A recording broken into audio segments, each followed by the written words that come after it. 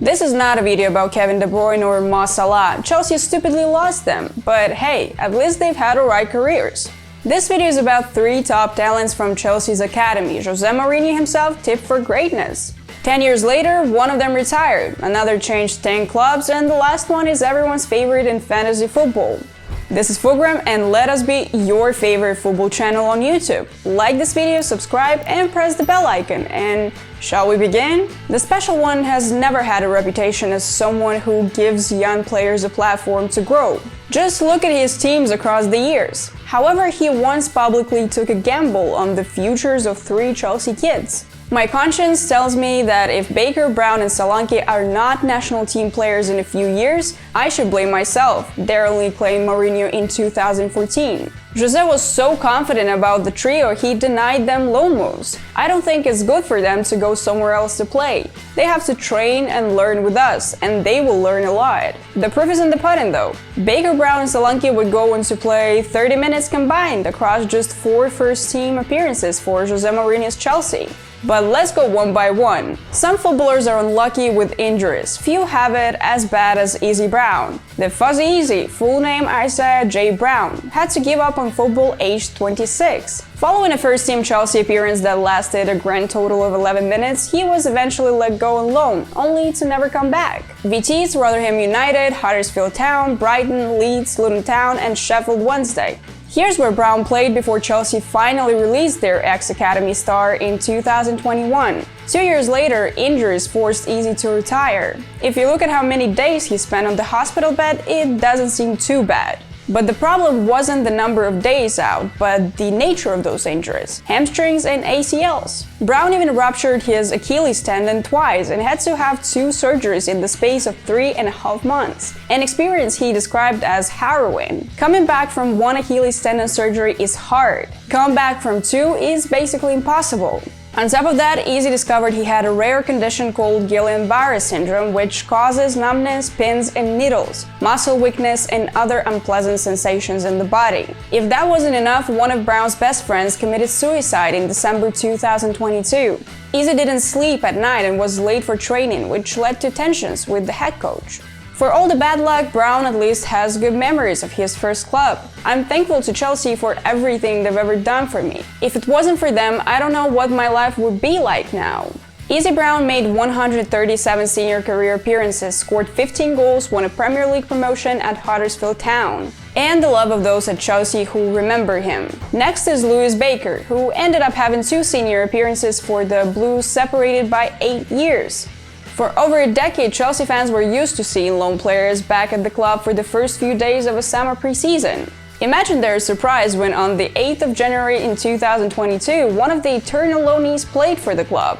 Thomas Tuchel was generous enough to give Lewis Baker a half-an-hour cameo in an FA Cup clash against Chesterfield. The game was done and dusted by then and ended up being a routine 5-1 victory for the Blues. And still, Baker's appearance was quite a slight. And if that wasn't baffling enough, the week after, Baker permanently joined Stoke City in the Championship, confusing Chelsea fans even further. At the time of that transfer, Baker was already 26, but in 2014, when Mourinho singled him out, he was considered one of the most talented midfielders in England.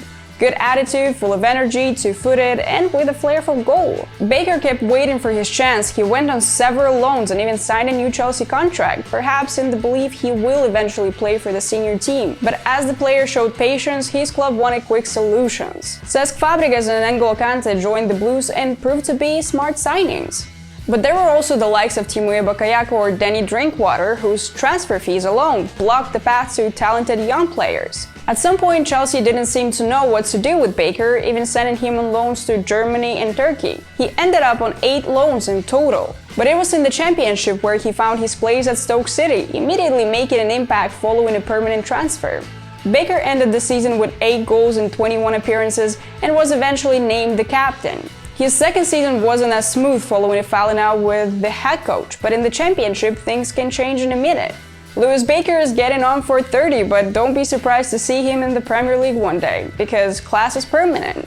The closest to fulfilling Mourinho's prediction is Dominik Solanke, though he himself has mixed feelings about Jose's praise. Fast forward to 2024, 26-year-old Dominik Solanke is one of the most desired strikers in the Premier League, but he had to wait a long time for this. And yet, big things were awaiting him from the beginning because he was the star of the Chelsea Academy.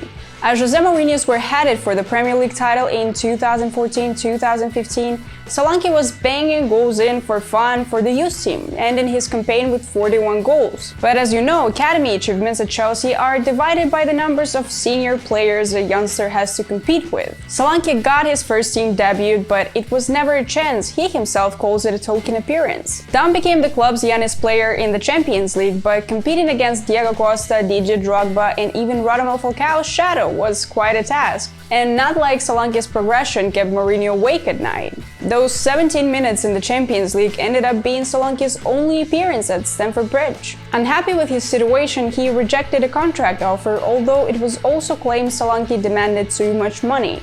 Whatever happened, Chelsea basically banned the talented youngster from the senior squad, a case of if you don't sign, you don't play. Practically ignored by the club he joined age 7, he left for Liverpool. The thinking was that Jurgen Klopp was only building something special and could afford to rely on younger players. Solanke's case was even boosted by the fact he was named the player of the tournament as England won the Youth World Cup that summer. Liverpool fans were brimming with excitement, but as luck would have it, Solanke joined the team around the same time as Mo Salah and Sadio Mane. I spoke to Jurgen Klopp and he told me I'd be part of the plans, but the front three were amazing and I don't think many people would have got it looking, Solanke later admitted. In the same interview, Dom said he still enjoyed his Liverpool spell and had no regrets. He scored just one goal for Jurgen Klopp before realizing he had to take a step back, and so he joined Bournemouth in the Championship. But it wasn't a smooth sailing in the tier below. It took Solanke a year to score his debut goal before he finally exploded. 15 goals and 11 assists in the Championship in 2020-2021, followed by 29 goals and 7 assists in 2021-2022. As the Cherries got promoted, it took Solanke time to readapt to the Premier League, but he's now firing on all cylinders. He's already doubled his last season tally by February and could be selected by England for Euro 2024. Looking back on Jose's prediction, Solanke feels conflicted. It was a nice thing to hear, but it did put an extra burden. I didn't feel my transition was that smooth. And yet, Solanke is on course to be the player Jose Mourinho tipped him to be. If you enjoyed watching the video, check out other videos on the channel. Also, let us know your ideas for future videos and see you there!